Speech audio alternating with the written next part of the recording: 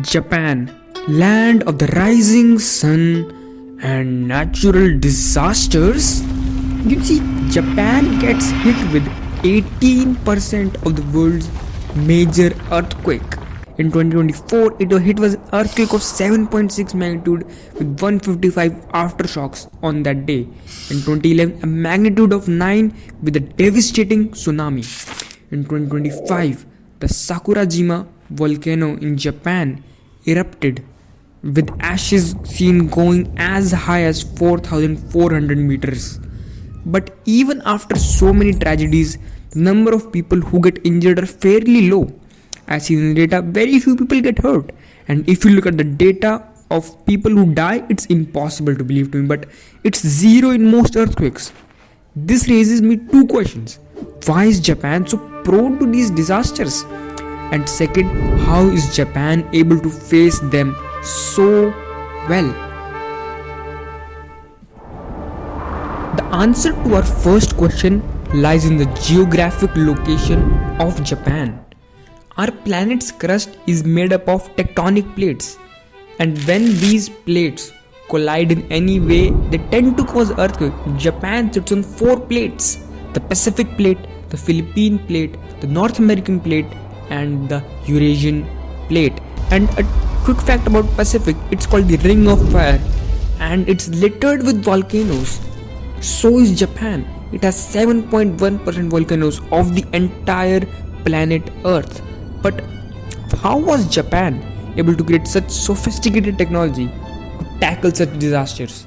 It took 3 main disasters and a lot of expensive lessons. The first, 1923 Great Kanto earthquake.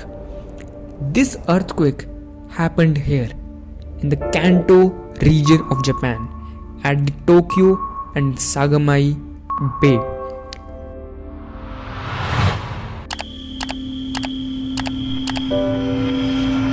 This earthquake was of 7.9 magnitude and 100,000 people died during the earthquake and its aftermath.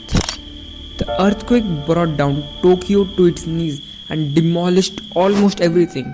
And to celebrate this, Japan has made Disaster Prevention Day. On this day, all the people of Japan authorities gather and practice natural disaster drills. Fire extinguisher, cutting out cars, everything. Even children join in. Look at how happy these children are in participating in these drills. It happens all across the nation and it is like a national duty to them. Next up, we have the Kobe earthquake of 1995.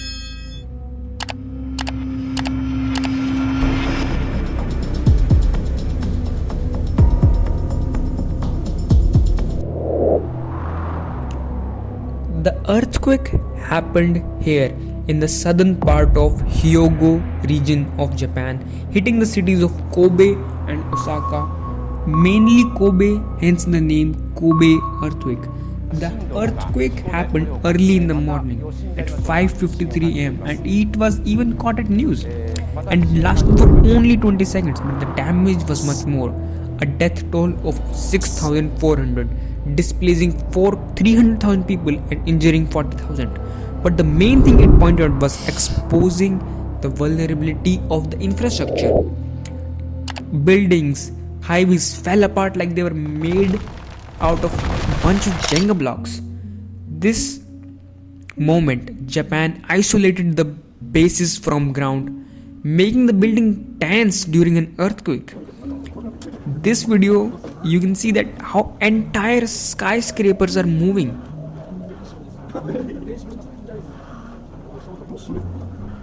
Next up, we have the 2011 earthquake and tsunami.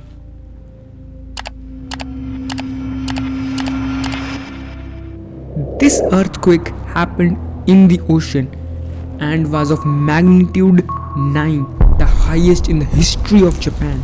And it even looked scary on paper, and you can see how this slowly spread to Japan.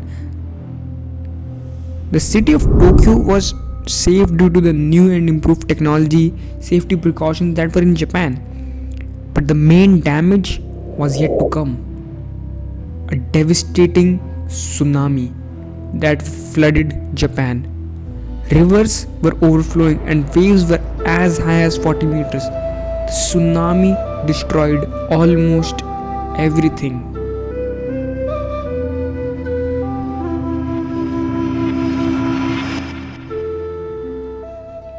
Wait, is that a nuclear reactor? Well, damn right it is. It is the Fukushima Daiichi nuclear plant.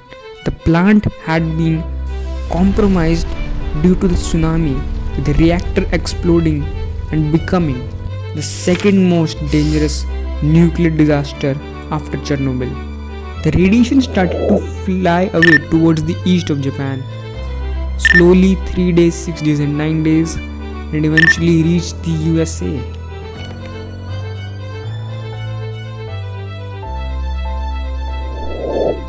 To tackle such tsunami in the future, Japan made a 400-kilometer long wall called the Great Seawall of Japan. The wall acted as a barrier between land and water, providing protection from tsunamis, and is 14.7 meter long. Next up, there is something I like to call the ocean nervous system.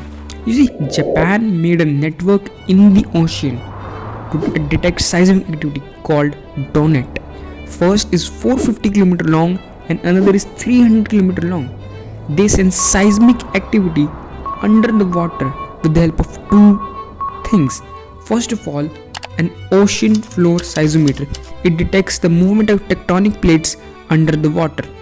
Pretty straightforward. And another bottom pressure sensor, which senses the movement of the ocean floor going up and down. They also made a network called the SNet, and this was furiously big, 5,664 km long under the water. They basically gave the ocean a nervous system. Most anime solution to the problem I have ever heard.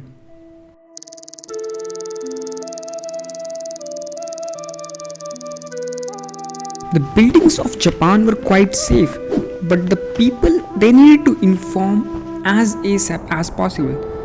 You see, Japan is the home to the most dense network of seismic stations, which can send a signal in 20 seconds.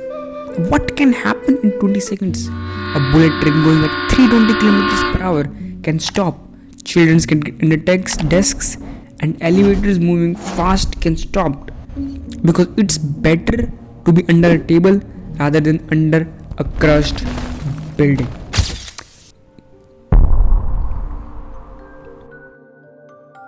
Japan has predicted that a megaquake will come in the Nankai Trough within the next 30 years.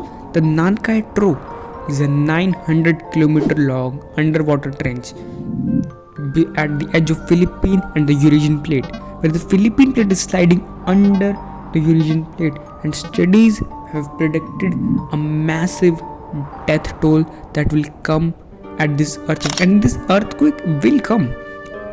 It's sure. It's going to be even worse, and it's going to cost around $2 trillion to the economy of Japan, and it could happen any time in the next 30 years. The Mount Fuji has also been dormant since 1707, and it is bound to erupt again.